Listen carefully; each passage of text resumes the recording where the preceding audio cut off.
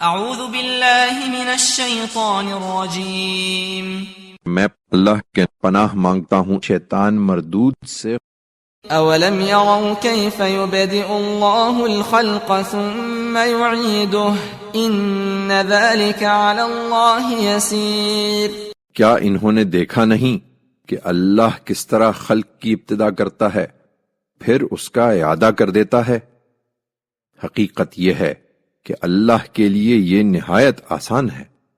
قل سیروا فی الارض فانظروا کیف بدأ الخلق ثم اللہ ينشئ النشأة الآخرة ان اللہ علی کل شیء قدیر۔ ان سے کہو کہ زمین میں چلو پھرو اور دیکھو کہ اللہ نے کس طرح خلق کی ابتدا کی، پھر وہی اللہ اسے دوبارہ اٹھا کھڑا کرے گا۔ حقیقت یہ ہے کہ اللہ ہر چیز پر قدرت رکھتا ہے۔ يعذب من يشاء ويرحم من يشاء وإليه تقلبون۔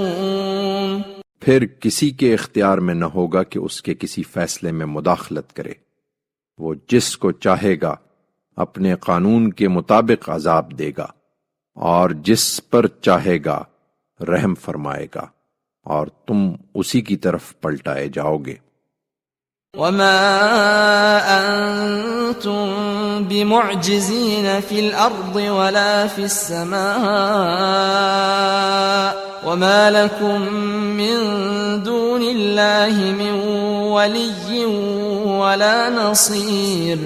لوگو، نہ تم زمین میں خدا کے قابو سے باہر نکل سکتے ہو نہ آسمان میں۔ اللہ کے سوا نہ تمہارا کوئی کارساز ہے نہ مدد کرنے والا۔ والذین کفروا بآیات اللہ ولقائہ اولئک یئسوا من رحمتی واولئک لهم عذاب علیم۔